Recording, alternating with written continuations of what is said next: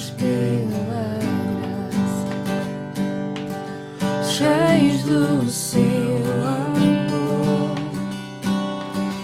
queremos proclamar quão grande é o Senhor, aquele que nos tirou das trevas, nos formou na sua luz, pagou um alto preço, e o seu nome é Jesus. Nos amou com amor que constrange, nos amou com amor que liberta, nos amou com amor que é mais forte.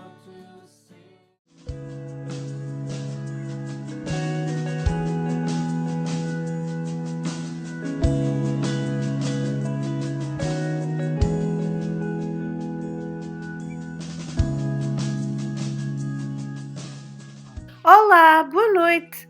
Já estão preparados? Vamos ter um tempo fantástico todos juntos com Deus. Prepare a sua Bíblia, o seu bloco de notas. Hoje estudaremos Jeremias, na Estaca Zero com Deus. Muito bom! Prepare-se também para adorar, louvar e orar em família. E agora vamos ficar com o grupo de louvor.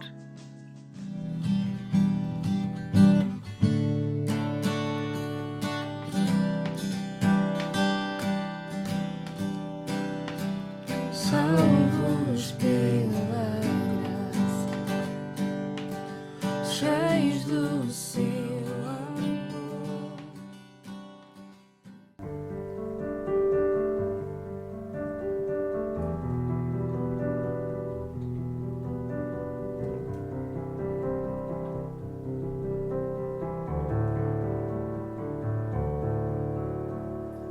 Teus olhos revelam que eu nada posso esconder, que eu não sou nada sem ti, fiel Senhor.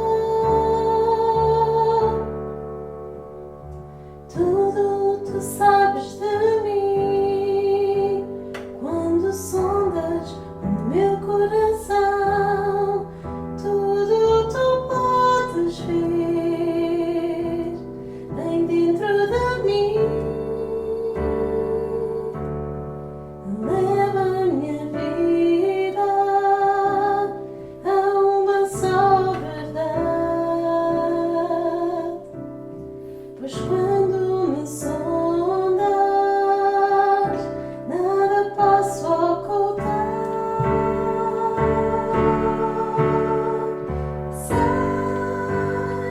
Que tua fidelidade leva a minha vida mais além do que eu posso imaginar. Sei que não posso negar que o teu olhar estando em mim me enche da tua paz. Teus olhos revelam que eu nada posso esconder, que eu não sou nada sem ti, fiel Senhor. Tudo tu sabes de mim, quando sondas o meu coração. Tudo tu podes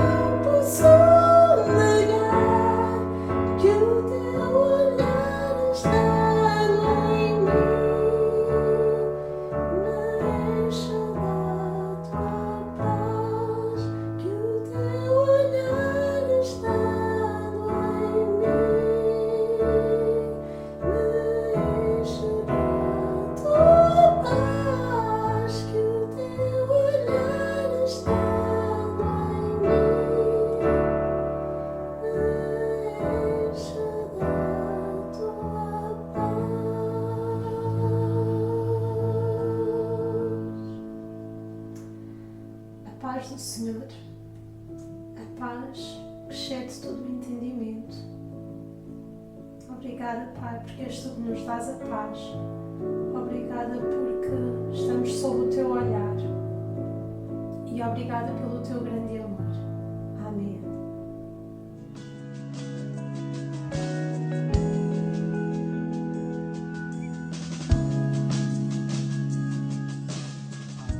Então, boa noite, irmãos. Nós hoje estamos mais uma vez juntos para meditar na Palavra de Deus e mais uma vez também online. Eu quero hoje partilhar com vocês uma Palavra de Deus que tem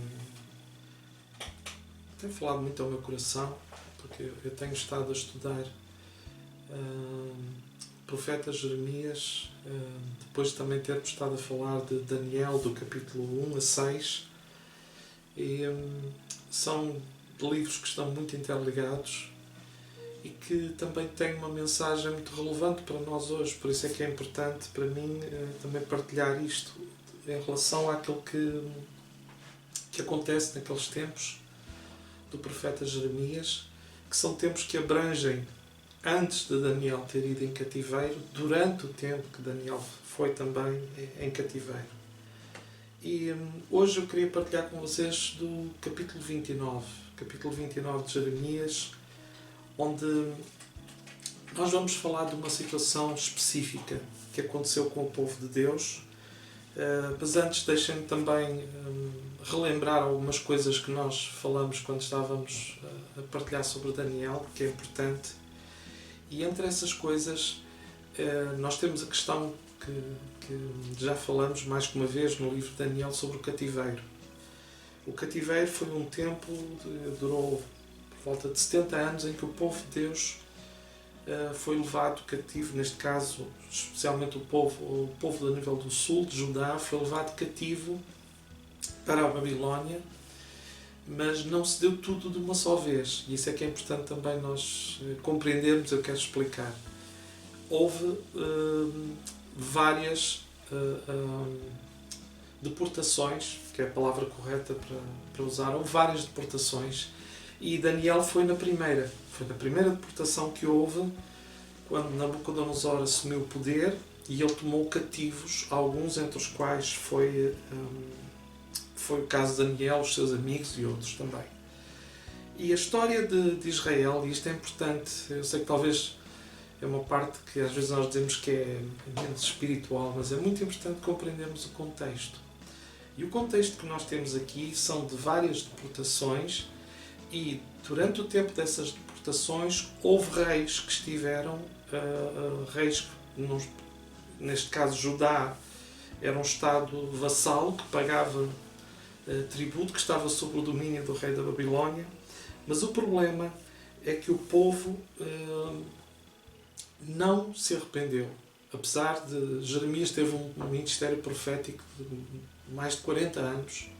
E não só ele, outros profetas falaram. Deus diz que todos os dias mandava profetas para eles perceberem aquilo que estava a passar. Eles não queriam entender, nem se queriam arrepender. Foram endurecendo cada vez mais o seu coração, e incluindo os próprios reis. E quando nós chegamos à altura do capítulo 29, nós temos uma situação de mais um dos reis, que este esteve muito pouco tempo, que era Joaquim, que foi levado cativo. Ou seja, é a segunda deportação que há de pessoas que foram levadas para a Babilónia. Só que há uma característica especial também no meio disto, e tudo aquilo que eu estou a falar agora também vai acabar por ser importante para o contexto daquilo que nós vamos ler, daquilo que nós vamos observar na palavra de Deus.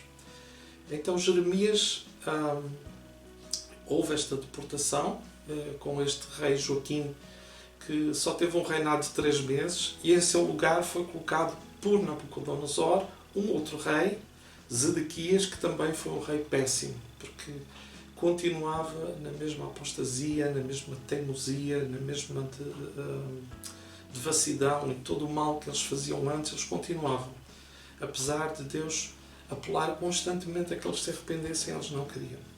Então existe este grupo que foi para a Babilónia, que era constituído de servos do rei, do próprio rei, a rainha-mãe, foram milhares de pessoas que foram neste grupo.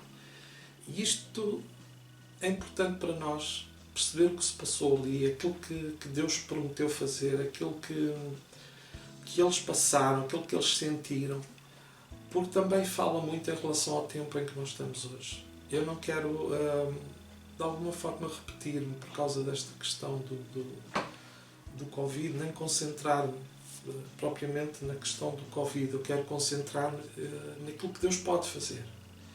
Porque aquilo que o Covid é, as consequências que ele tem, tudo está aí à vista, e nós percebemos isso. Mas também é importante percebermos, à luz da palavra de Deus, o que é que Deus pode fazer no meio de circunstâncias que são às vezes tão difíceis para todos nós. Eu vou ler os primeiros versículos do capítulo 29, e diz assim a palavra de Deus.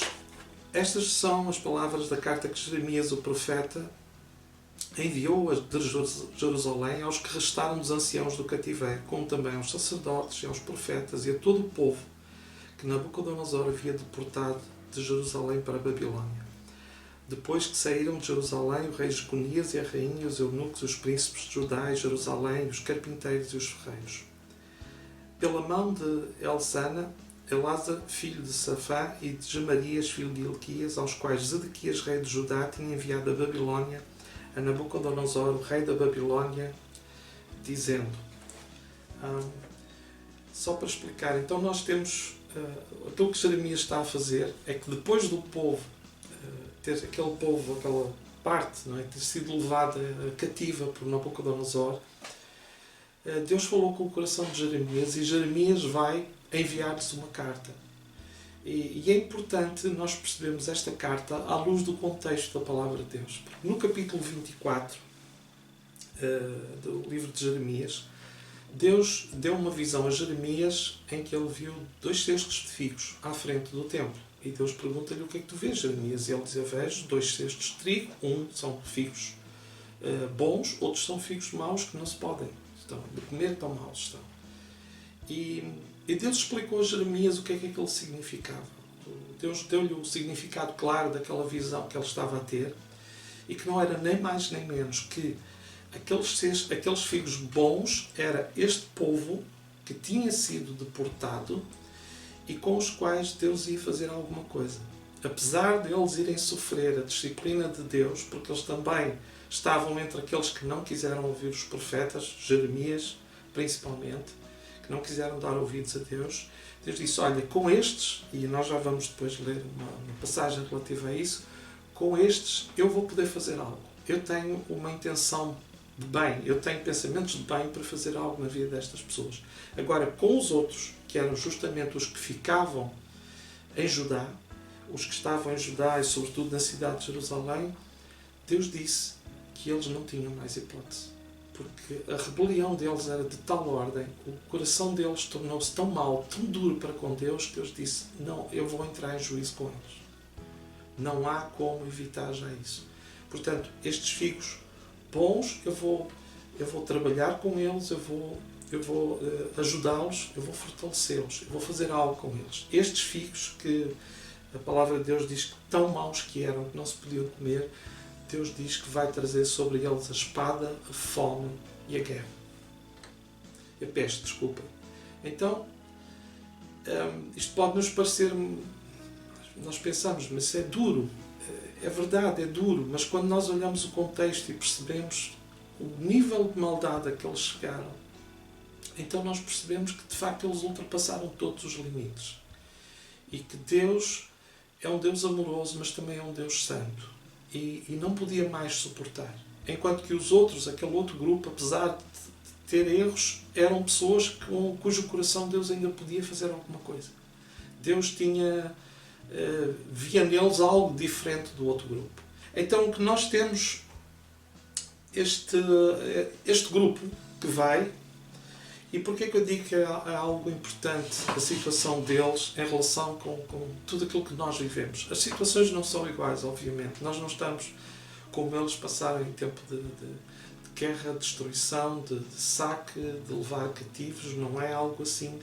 Mas este grupo tem uma experiência que se calhar muitas pessoas hoje estão a passar, ainda que noutro patamar, que é o facto de lhes serem tirado de repente muita coisa que era a base da sua vida. E isto é extremamente importante, porque eles tinham... eles viviam em Judá, nas cidades de Judá, ou principalmente a cidade principal, que era Jerusalém, onde estava o templo. Uns viviam num lado, outros noutro. Mas o que é certo, de repente, eles são levados em cativeiro, eles ficaram sem casa, sem sustento. Algumas famílias foram separadas.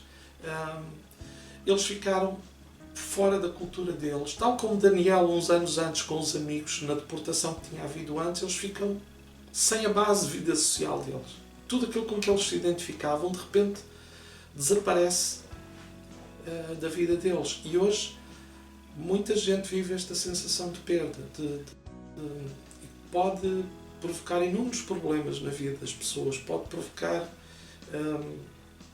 muitos transtornos, muita desilusão, até suicídio para algumas pessoas que podem pensarem que já não há hipótese para nada, já não consigo reconstruir nada, tudo o que eu tinha foi para água abaixo. E nós vamos ver realmente aquilo que Deus vai fazer. E havia também aqui uma outra coisa, é que eles tinham ido para a Babilónia, estavam naquela terra estranha, estavam com aquilo tudo, e eles tinham uma ideia, que é importante também nós percebermos isto. A ideia que eles tinham é que eles eram os piores. Porquê? Porque eles tinham sido levados, deportados. Então, humanamente pensando, eles achavam: nós somos os piores, porque nós fomos deportados. Felizes são aqueles que ficaram em Jerusalém, aqueles que ficaram perto do templo, perto da lei, dos sacerdotes, perto de tudo aquilo que eles tinham, com que se identificavam. Mas daí eu dizer que era importante, quando se lê o capítulo 24, Deus explica claramente que quem estava mal era justamente aqueles que ficavam em Judá e sobretudo na cidade de Jerusalém, e não aqueles que foram deportados. Porque os que foram deportados, Deus disse que ia fazer algo com a vida deles. Então nós temos que ter isso em mente, porque às vezes humanamente nós pensamos que uma determinada situação é a pior que pode existir. Mas aos olhos de Deus as coisas não funcionam assim. Às vezes aquilo que nós pensamos que foi a pior coisa numa determinada altura, nem sempre as coisas são assim. E sobretudo quando nós confiamos em Deus, Deus vai trabalhar, ainda que no meio de dificuldades, porque nós não as negamos, nem queremos fechar os olhos a isso. Não queremos, de alguma forma, quase que... Às vezes nós podemos insultar as pessoas, ser extremamente insensíveis, por passarmos por cima daquilo que elas estão a sofrer. E eu não quero de forma alguma. Eu não estou a dizer que o sofrimento, quero minimizar o sofrimento de ninguém, nem ampliá-lo para além daquilo que devo ampliar. O que eu estou a dizer é que Deus pode trabalhar com qualquer circunstância. E é isso que vai fazer. E Deus começa a falar com eles, e esta carta é uma carta muito importante, porque justamente é a carta que Deus envia através do profeta Jeremias para eles. E nós vamos ler do versículo 4 ao versículo 7, aquilo que diz a palavra do Senhor. Assim diz o Senhor dos Exércitos, o Deus de Israel, a todos os de cativeiro, aos quais fiz transportar de Jerusalém para a Babilônia. Edificai casas e habitai-as, plantai jardins e comei o seu fruto. Tomai mulheres e gerai filhos e filhas. Tomai mulheres para os vossos filhos e dai as vossas filhas a maridos, para que tenham filhos e filhas, e multiplicai-vos ali, e não vos diminuais. Procurai a paz da cidade, para onde vos fiz transportar em cativeiro, e orai por ela ao Senhor, porque na sua paz vós tereis a paz. E há uma das coisas que nós precisamos de reconhecer, às vezes no meio das situações, é que neste caso específico, eu vou falar aqui neste caso específico, obviamente que há situações que nós não temos explicação para tudo o que acontece. Não vou procurar fazê-lo porque não tenho. É um exercício que eu acho que não devo fazer. Mas quando as situações nos são explicadas, como aqui neste caso a palavra de Deus explica, então nós devemos assumir aquilo que Deus diz na sua palavra, porque Ele é verdadeiro. A Bíblia diz que seja Deus verdadeiro e todo homem mentiroso. E a palavra de Deus diz logo aqui do versículo 4, fala do Senhor aos quais fiz transportar de Jerusalém para a Babilônia. Então uma das coisas que era importante eles perceberem logo do princípio, eles não estavam ali por mero acaso. A visão que Deus tinha dado a Jeremias do cesto dos frutos, e que está, eu vou ler o capítulo 24, versículo 4 a 6, eu há bocado falei acerca disso, e diz assim: Então veio a minha palavra do Senhor, dizendo: Assim diz o Senhor, Deus de Israel, como a estes bons figos, assim também conhecerei aos de Judá, levados em cativeiro, aos quais enviei desde este lugar para a terra dos caldeus, para o seu bem.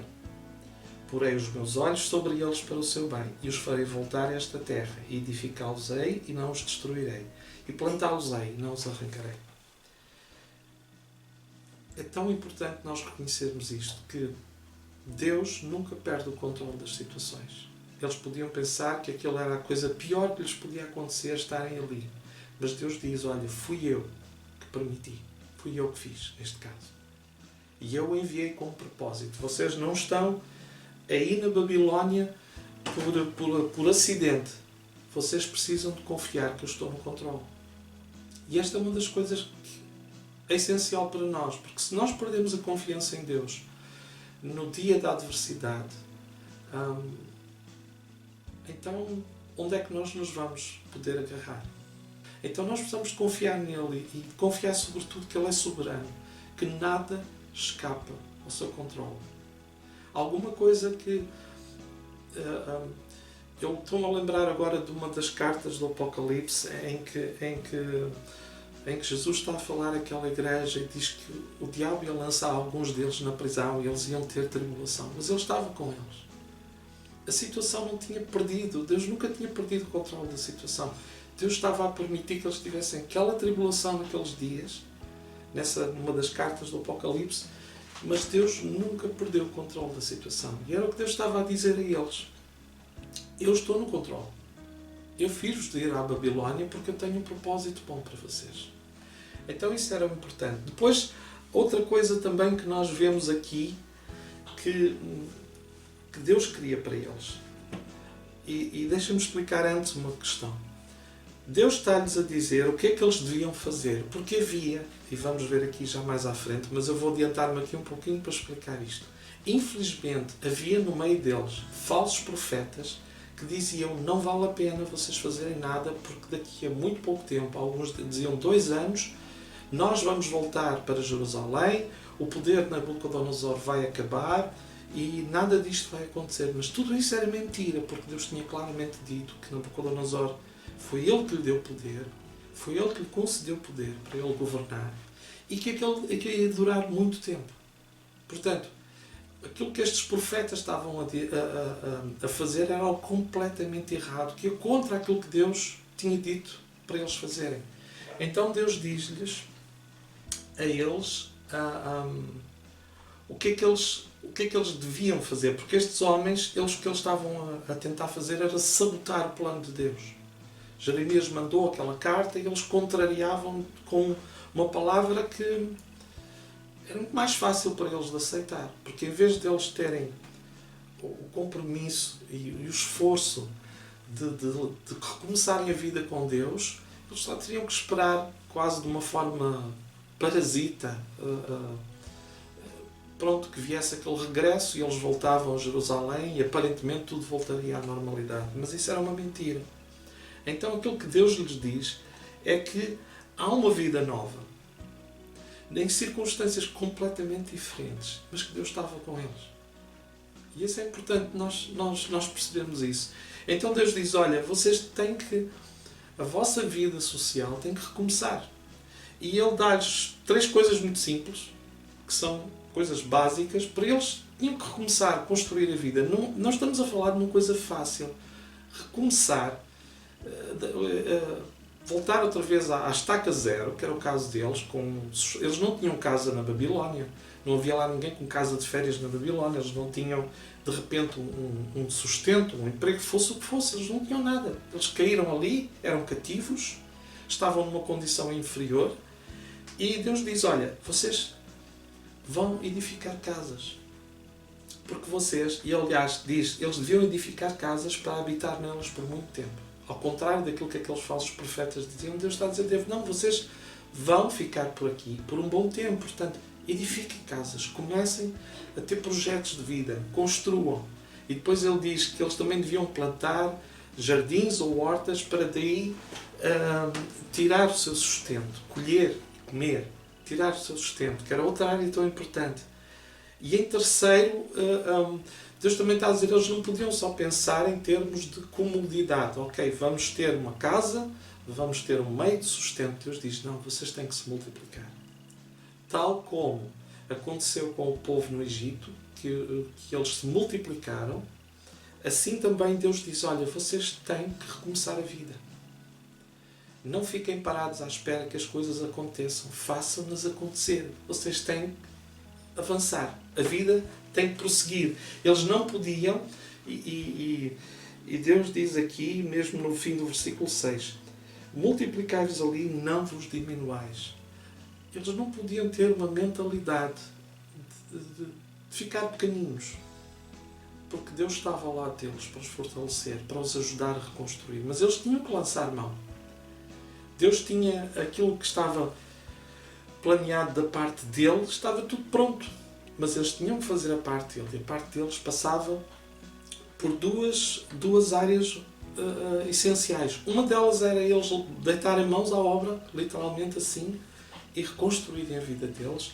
A outra parte é que começa depois no versículo 7, em que ele diz, procurai a paz da cidade por onde vos fiz transportar em cativeiro e orai por ela ao Senhor, porque na sua paz vós tereis paz. E aqui há uma coisa, a palavra de Deus diz em 1 Tessalonicenses, capítulo 4, versículo 11 e 12, diz assim, e procureis viver quietos e tratar dos vossos próprios negócios e trabalhar com as vossas próprias mãos, como vos tenho mandado, para que andeis honestamente para com os que estão de fora e não necessiteis de coisa alguma. Este era aquilo que Deus tinha em mente para eles. Não era que eles vivessem revoltados como os babilónicos, não era que eles vivessem amargurados, mas que eles olhassem para a vida e começassem. Em vez de viverem em todo o tempo em lamentação, eles deviam olhar, confiar em Deus e avançar com a vida deles. E Deus diz claramente que eles deviam orar pela cidade. E aqui há algo para eles que era muito estranho, porque eles estavam habituados. Existe um salmo, um dos salmos que fala nisso, o Salmo 122, instruiu-os a orar por Jerusalém, a orar pela paz em Jerusalém. E agora o profeta Jeremias está-lhes a dizer, olha, vocês orem pela paz da Babilónia. Sendo que Babilónia era visto como um inimigo, era visto como um inimigo opressor, dominante sobre a vida deles. Mas aquilo que Deus está a dizer é claramente isto. Olha, vocês têm que orar pela cidade. Isto era muito, muito importante. Porque não bastava que eles relançassem a vida deles, eles deviam orar por aquilo. Eles deviam orar pela cidade, porque Deus diz, orai por ela ao Senhor, porque na sua paz vós tereis a paz. Na medida em que eles procurassem o bem da Babilónia, procurassem a paz da Babilónia, trabalhar honestamente, ganhar o dinheiro, construir casas, estabelecer família, eles iam ser abençoados nisso. A partir do momento em que eles se concentrassem não nas dificuldades deles, mas no projeto que Deus tinha para a vida deles, que era um projeto de edificação. Ainda que em circunstâncias estranhas, difíceis, longe da terra deles. Eu estou certo que para eles parecia uma coisa muito difícil, quase impossível. Mas Deus sabe todas as coisas. E aquilo que Deus lhe estava a pedir não era algo impossível. Então, e Deus estava-lhe a pedir as coisas dos dois lados. Ou seja, eles tinham que meter mãos à obra, na parte social, com edificar as casas, com casar-se, com plantar, com arranjar meios de sustento. Mas eles também tinham a parte espiritual. Uma não podia estar sem a outra. Porque eles não podiam só orar pela paz na cidade e cruzar os braços e ficar à espera que Deus trouxesse o sustento e fizesse crescer as famílias. Algo assim. Não, eles tinham que fazer a parte deles. Mas eles também não podiam só fazer a parte deles de trabalho social, digamos, e não orar a Deus, e não buscar a Deus. Porque não funciona assim. As duas coisas funcionam juntas. E se nós queremos pensar em termos de reconstrução pós-Covid, porque de facto, todos nós sabemos que muita gente ficou com negócios estragados, sem empregos, com problemas de família, de tantas pessoas que morreram, tanta situação difícil, tanta coisa que há. Vamos precisar dessas duas partes tão importantes. Deus esforça as nossas mãos quando nós queremos fazer. E nós, à medida que buscamos a Deus, Ele ajuda-nos a superar as dificuldades. Ele nunca disse que seria... Deus nunca disse a eles que seria fácil. Mas sempre prometeu que estaria com eles. E Ele diz, na sua paz, vós tereis paz. Às vezes nós pensamos, e as pessoas daquele tempo pensavam, mas se eu estivesse em Jerusalém é que eu tinha paz. Não. Eles podiam ter uma paz ali que nunca tiveram em Jerusalém, no ambiente em que estavam. Deus está-lhes a dizer, se vocês fizerem a vossa parte, vocês orarem pela cidade, buscarem a minha face, vocês vão ter paz. Mas havia uma coisa no versículo 8 e 9, diz assim, porque assim diz o Senhor dos Exércitos, Deus de Israel, não vos enganem os vossos profetas que estão no meio de vós, nem os vossos adivinhos, nem deis ouvidos aos vossos sonhos que sonhais. Porque eles vos profetizam falsamente em meu nome. Não os enviei, diz o Senhor. Então o que estava a acontecer, como eu disse há pouco, é porque havia gente que se dizia profeta e que estavam a enganá-los porque diziam, não, vocês não vai, nada disto vai acontecer, vocês vão voltar daqui a 2 anos, os utensílios que foram levados da casa do Senhor vão retornar e o poder de Nabucodonosor vai acabar e tudo vai voltar ao que estava. Mas eles estavam grandemente enganados e Deus chama-os a atenção, porque ao mesmo tempo que Deus está a dizer que tem um plano para a vida deles, está a avisá-los. Olha, se vocês querem que este plano funcione, vocês têm que crer em mim. E não podem dar ouvidos àquilo que os outros estão a dizer. Têm que dar ouvidos à minha palavra, neste caso. E estes homens, Deus avisa-os, olha, vocês não se deixem enganar por esses profetas, porque eles profetizam falsamente, eles usavam o nome do Senhor, mas na verdade eles não falavam em nome do Senhor. Deus também fala dos adivinhos, daqueles que estavam no meio deles, e deixa-me explicar, os adivinhos, não, segundo a lei, a prática da adivinhação não é aceito na palavra de Deus. Já na lei falava sobre isso, não era aceito, mas infelizmente o povo de Israel tinha chegado a um ponto de corrupção tal que havia de tudo, e também incluindo adivinhos. Mas, por exemplo, na Babilónia, para onde eles foram, era muito comum a adivinhação. E Deus ainda dá uma terceira coisa que eles não deviam confiar: nem deis ouvidos aos vossos sonhos que sonhais. E aqui é importante também nós dizermos uma coisa. Nós podemos ter, e eu cheguei a falar disso quando falei sobre o capítulo 2 de Daniel, pode haver sonhos que venham da parte de Deus, pode haver sonhos que venham da parte do inimigo e pode haver sonhos que não passam da nossa imaginação. Especialmente quando nós, se alguém se atrever a comer uma valente refeição a altas horas da noite, é bem provável que durante a noite tenha sonhos complicados. Essa é que é a verdade. E Deus está a dizer a eles: olha, não deis ouvidos aos vossos sonhos. Porque às vezes, na ânsia de nós queremos ver as coisas resolvidas, na ânsia de querer ver os problemas ultrapassados, podem vir sonhos. Mas Deus está a dizer: há sonhos, que era o caso destes, que Deus estava a avisá-los, que são apenas da carne, da mente humana. São imaginações do coração. E Deus diz: não deem ouvidos a esses sonhos. Não acreditem nesses sonhos que vocês têm. Neste momento, segurem-se e firmem-se na palavra que eu estou a dizer. Era o mais importante. Ou seja, eles deviam afastar-se quer daquilo que estava, do que vinha externamente, através dos profetas e dos adivinhos, mas não se deixarem também enganarem-se a si próprios com sonhos que poderiam parecer espirituais, mas que Deus diz que, olha, esses sonhos não são da minha parte. Não creiam neles. Então eles não deviam viver deixar que toda aquela ansiedade os perturbasse. E deixem-me também dizer-vos uma coisa. Nós vivemos tempos em que, infelizmente, temos também estas realidades. Temos as realidades de haver pessoas que vêm com supostas profecias, pessoas também que vêm com supostos sonhos, e tudo deve ser provado pela palavra de Deus. Deixem-me dizer-vos que houve tantas profecias do início do ano, de pessoas, alguns conhecidos, dizendo que o ano 2020 ia ser um ano espetacular, e infelizmente o ano 2020 não está a ser nada espetacular. E porquê que isto acontece? Pela mesma razão. E também deixa-me explicar-vos uma coisa, irmãos.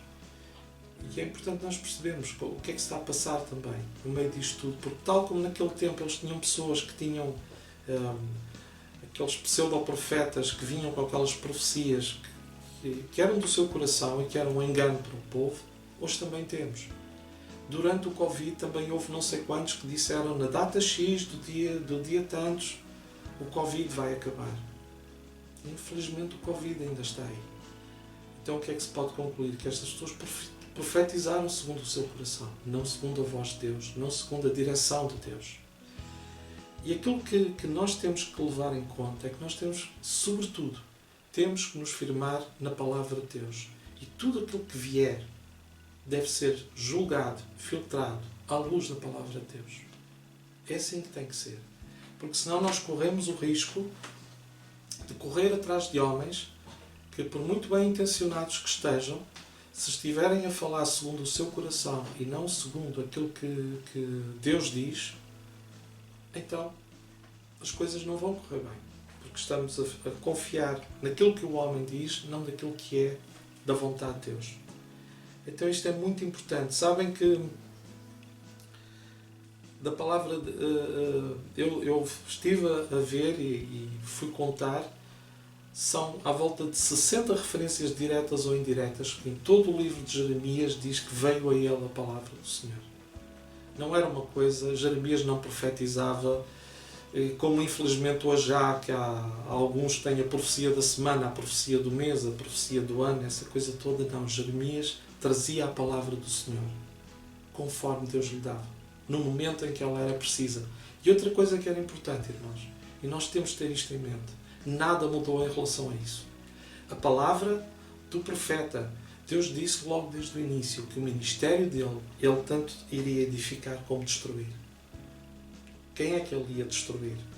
Obviamente, eram aqueles que se recusaram o tempo todo a confiar. Então Deus disse, olha, esses vão receber uma palavra que não é uma palavra de bênção, é uma palavra, neste caso, de juízo, de destruição, infelizmente, porque passaram dos limites. Mas ele também ia edificar. E enquanto que ele, com aqueles de Jerusalém, dá uma palavra, que é uma palavra justamente que mostra o quanto longe eles tinham ido e o quão eles tinham ultrapassado todos os limites, e que Deus chegou a dizer mais que uma vez a Jeremias, não ores por eles. Em relação a estes que estão no cativeiro é muito diferente. Porquê? Porque Deus sabe que pode fazer alguma coisa com o coração deles. E tudo isto é muito importante nós percebermos. Porque hoje eu já tenho ouvido coisas do género de acharem que o profeta não pode trazer nada, não é amoroso se ele trouxer qualquer coisa que tenha a ver com disciplina de Deus, com julgamento de Deus. Por toda a palavra de Deus, nós vemos que Deus é amor, Deus é justiça. Quando é preciso trazer palavra para edificar, Deus assim o faz. Mas quando é uma palavra para exortar, para repreender, Deus também o faz. Sempre em amor, mas vem. É isso que está na palavra de Deus.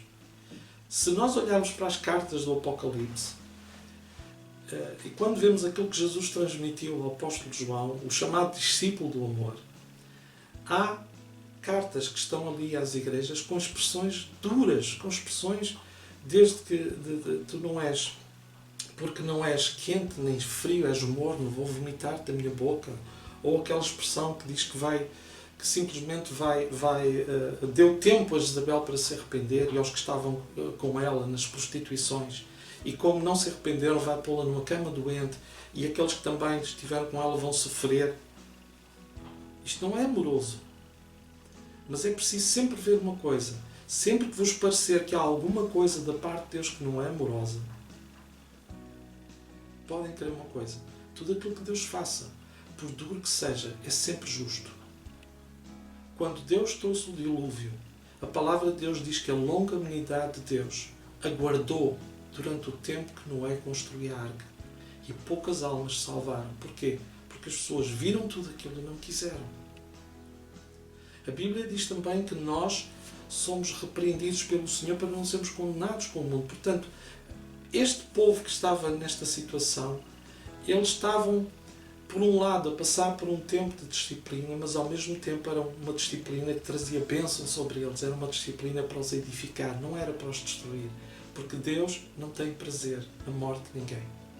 Deus não tem prazer na morte do ímpio, muito menos que um filho seu se desvie e que faça aquilo que Hebreus diz, que nós devemos ter cuidado para não termos um coração mau e perverso para nos apartarmos de Deus. Deus não quer isso. Portanto, ele enviou Jeremias com esta carta para que justamente eles pudessem arrepender-se, eles pudessem crer em Deus, eles pudessem confiar no Senhor. Isto é muito importante, porque era muito fácil para aqueles profetas trazer aquela mensagem toda agradável. Não havia nada a fazer, não havia compromisso. Eles não precisavam de se esforçar, não precisavam de fazer nada, mas era uma mentira. Não importa o quão bem intencionada era uma mentira.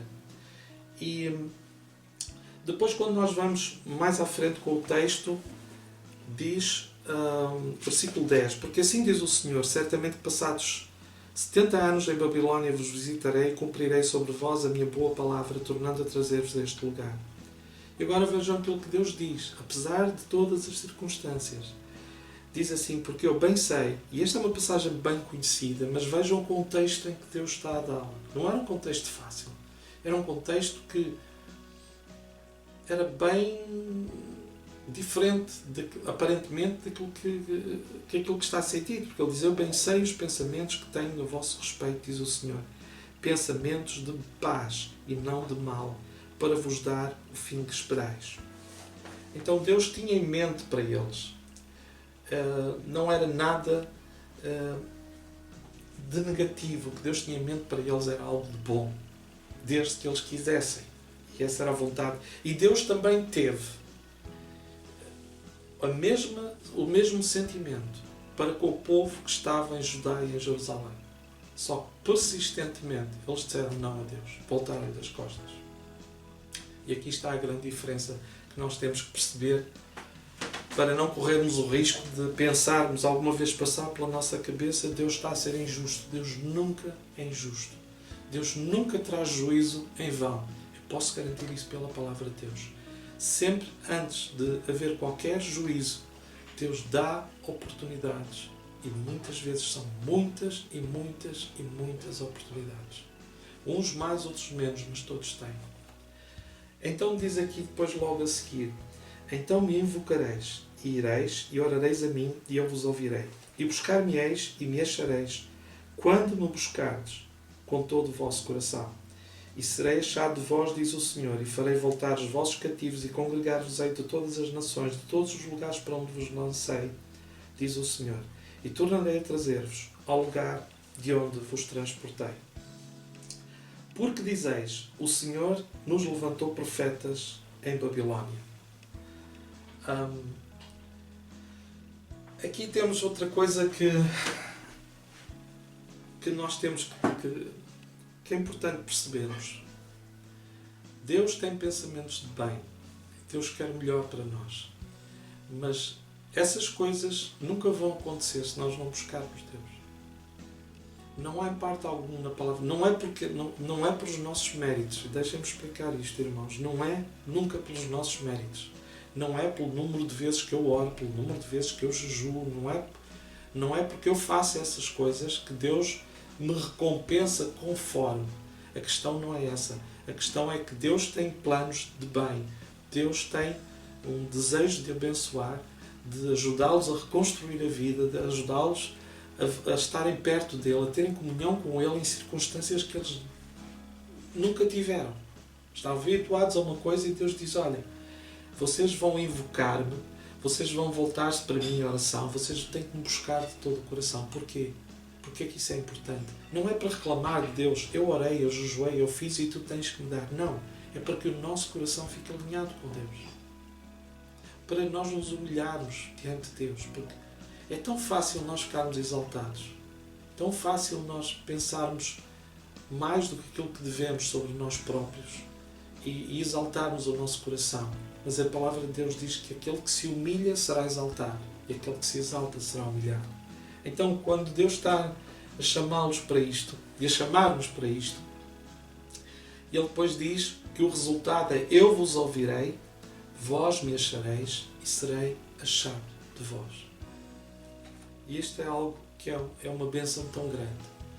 É nós podermos achar Deus e ser achados por Deus. Amém? Isto é o que Deus quer, mas não vai acontecer se nós cruzarmos os braços. Do versículo 16 ao versículo 18, Deus nunca se esconde. Como nós vemos aqui na palavra, Ele não se esconde atrás de ninguém. Ele diz, fui eu quem enviei, eu fiz desta maneira, eu fiz daquela. Ele é soberano.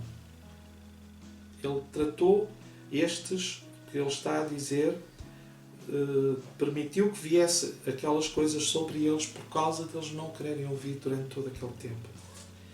Mas a estes que estavam agora no cativeiro, Deus diz, olha, vocês têm que ter uma atitude diferente. Vós, pois, ouvi a palavra do Senhor. Os outros não quiseram ouvir repetidamente e pagaram o preço por isso. E Deus fala a seguir nos versículos 21, 22, nós vamos perceber que Deus está aqui a identificar estes homens e a explicar aquilo que lhes aconteceu, porque eram dois, dentro mais alguns que poderiam existir, daqueles que estavam a enganar o povo. Então, aquilo que eles fizeram, estes homens, agora Deus está a mostrar exatamente a gravidade daquilo que eles estavam a fazer. Não era apenas uma questão de dizerem algumas coisas em nome do Senhor. Eles estavam a enganar o povo, eles estavam a sabotar aquilo que era o plano de Deus. E pior do que isso, é que estes homens, como eram pessoas desobedientes a Deus, eles caíram em coisas ainda piores. E o que eles faziam diz que eles cometiam adultério com as mulheres dos seus vizinhos. E isto faz lembrar aquilo que aconteceu a determinada altura na palavra de Deus. Em 1 Samuel conta dos filhos de Eli, que também faziam a mesma coisa. A palavra de Deus fala-nos aqui também que Jeremias teve outra, para além destes dois, houve ainda outro indivíduo também que é identificado na carta. E o que é que este indivíduo, o que é que este também falso profeta fez? Ele escreveu cartas a Jerusalém, ao sacerdote em Jerusalém, a repreendê-lo, e diz, a determinada altura, este é um Semaías, diz assim, diz ele ao sacerdote que está em Jerusalém: o Senhor te pôs por sacerdote em lugar de Joiada, o sacerdote, para que sejas encarregado na casa do Senhor sobre todo o homem fanático e que profetiza, para o lançares na prisão e no tronco. Agora, pois, porque não repreendeste a Jeremias, o anatotita, que vos profetiza. E vejam aqui uma coisa, irmãos, como é triste o ponto a que chegou, em que este homem está a repreender um sacerdote porque não fez calar Jeremias, que trazia a palavra do Senhor. Porquê? Porque Jeremias trazia a palavra do Senhor, que dizia: olha, vocês vão ficar aí por muito tempo, mas vocês devem edificar, vocês devem plantar, vocês devem constituir família, porque Deus vai ser convosco. Sujeitem-se, não se levantem contra o rei da Babilónia, orem pela paz da cidade, porque tudo vai bem. E porque este homem tinha uma mensagem que era do coração dele e era diferente, ele tentou fazer guerra a Jeremias, que dizia a verdade de Deus. Agora, eu queria terminar, mas lembrando-vos uma coisa. Historicamente, está provado que aquele tempo do cativeiro foi um dos tempos mais produtivos da cultura judaica. Eles fizeram muito mais, eles compreenderam muito mais de quem era Deus. E a visão que eles tinham limitada do Deus de Israel passou para uma visão muito mais ampla do Deus soberano, o Altíssimo, Todo-Poderoso. Não é porque havia pessoas que tinham essa visão, já tinham essa visão em Israel, mas ela alargou-se muito mais. As pessoas deixaram de ter essa visão centrada no templo, centrada na lei, centrada nos sacerdotes, e aprenderam que podiam adorar, ainda que temporariamente não tendo aquelas coisas perto deles, eles podiam adorar a Deus e estar em comunhão com Deus, buscar a Deus, achar e ser achados por Deus em todo aquele tempo de dificuldade. Portanto, a história mostra que, apesar da tragédia do cativeiro, o povo que estava ali, Deus abençoou e eles conseguiram prosperar em todos os sentidos. Eu não estou aqui agora a querer fixar-me no aspecto financeiro, mas nesse também é interessante. Eu estava a ler no outro dia que na Babilónia, dos banqueiros mais ricos que haviam eram judeus, justamente. Creio que referia o artigo, em termos históricos, que foram descobertos somente 2 famílias de judeus que eram extremamente ricos, banqueiros, no meio daquilo. Portanto, Deus mudou as coisas. E eu queria terminar também, rapidamente,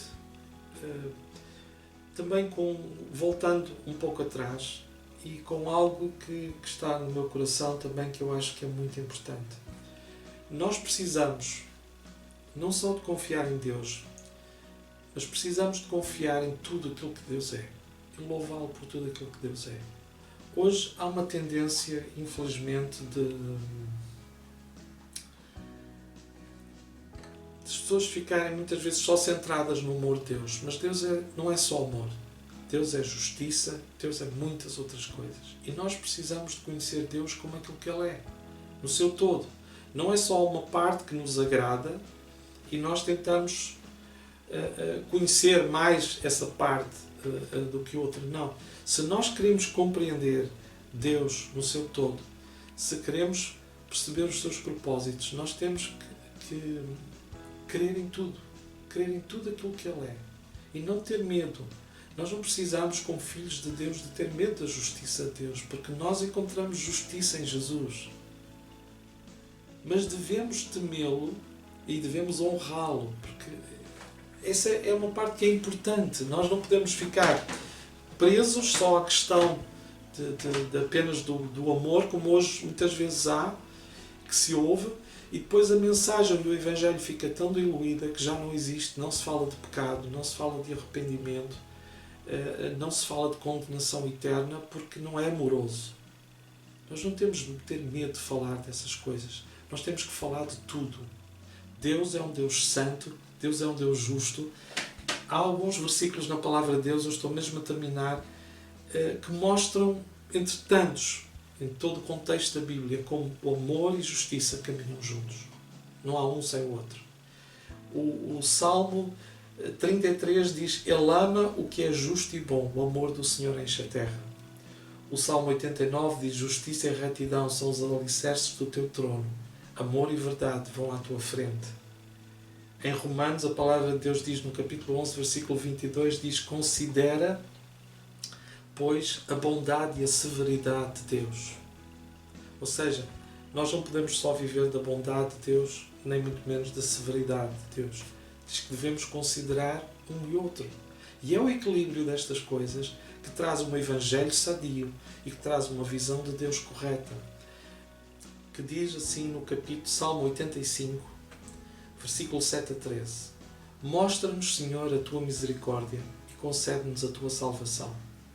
Escutarei o que Deus, o Senhor, falar, porque falará de paz ao seu povo e aos santos para que não voltem à loucura. Certamente que a salvação está perto daqueles que o temem, para que a glória habite na nossa terra. A misericórdia e a verdade se encontraram, a justiça e a paz se beijaram. A verdade brotará da terra e a justiça olhará desde os céus. Também o Senhor dará o que é bom e a nossa terra dará o seu fruto. A justiça irá adiante dele e nos porá a caminho das suas pisadas. Eu leio isto só para explicar uma coisa. Talvez pessoas que estão a ouvir neste momento e que pensam: mas Deus é justo, então como é isso? E Deus é amoroso, como é isso? Como é que isso funciona? Deixem-me explicar uma coisa que é muito importante. Todos pecaram. Todos que me estão a ouvir neste momento, e eu também, todos pecaram e destituídos foram da glória de Deus. E aquilo que Deus determinou segundo a sua justiça, que a alma pecar, essa morrerá. Esse era o castigo que nós merecíamos todos por causa do pecado. Mas por outro lado, nós sabemos que Deus nos ama, mas Ele tem que cumprir a sua justiça. E o interessante deste Salmo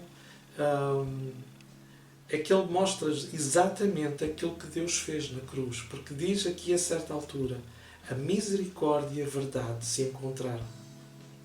Ou seja, nós temos a verdade nua e crua de que todos pecaram, todos estão destituídos da glória de Deus. E do outro lado temos a misericórdia de Deus, que diz a palavra do Senhor que não quer que ninguém se perca, senão que todos se salvem e venham ao conhecimento da verdade. Então, diz: a misericórdia e a verdade se encontraram, a justiça e a paz se beijaram. E nós temos paz com Deus por causa da justiça que foi feita em Jesus Cristo, que suportou o castigo que nós merecíamos. Nós temos paz porque Jesus pagou esse preço. E agora, como filhos de Deus, nós devemos suportar a disciplina, porque a palavra de Deus diz que Deus disciplina aqueles que ama, mas não devemos temer o castigo se andamos nele.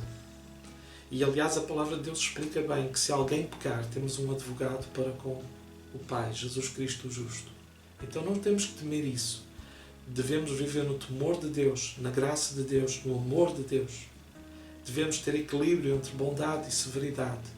E devemos entender isto, que na cruz a justiça e o amor de Deus reconciliam-se. Não são coisas separadas. Não é uma melhor que a outra, elas andam as duas juntas.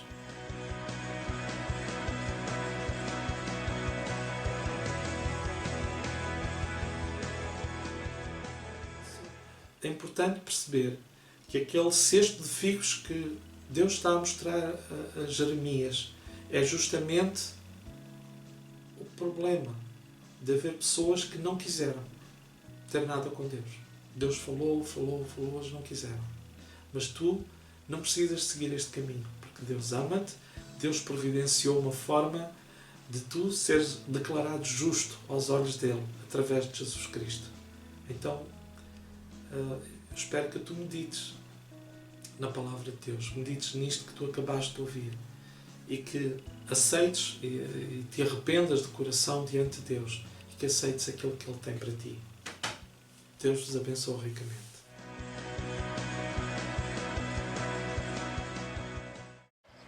És muito amado. Jesus deu a sua vida por ti. Se quiseres convidá-lo a fazer parte do teu presente e do teu futuro, podes fazer comigo esta oração. Deus, eu aceito o sacrifício que Jesus fez por mim. Quero, a partir de hoje, escrever uma história nova na minha vida. Quero que Jesus seja o principal nesta história. Por isso, dou-te a minha vida e agradeço-te o teu amor. Em nome de Jesus. Amém. Também quero orar por todas aquelas pessoas que, de alguma forma, necessitam da bênção de Deus hoje nas suas vidas.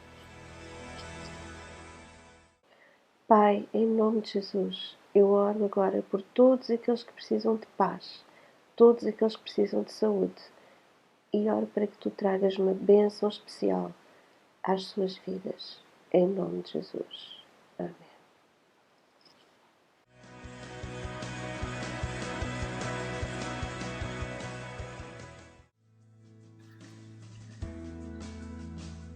Que honra ser participante desta missão!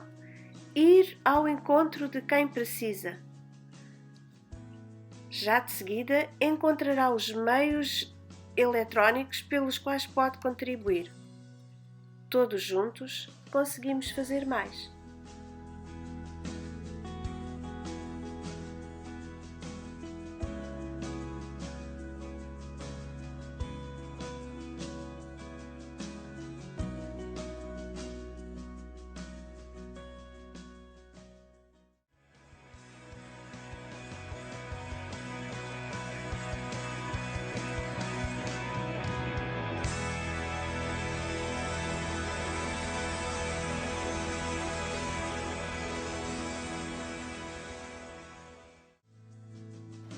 E todas as sextas-feiras às 21h30 estaremos aqui para lhe trazer uma palavra de esperança. E aos domingos às 10 e às 11h30 também transmitiremos em direto as celebrações que ocorrerão presencialmente na Rua Gonçalo Braga em Moscavide. É muito bem-vindo. Mas dadas as circunstâncias atuais, os lugares são limitados, por isso reserve já o seu lugar. Teremos muito gosto em o receber. E estaremos sempre aqui para si.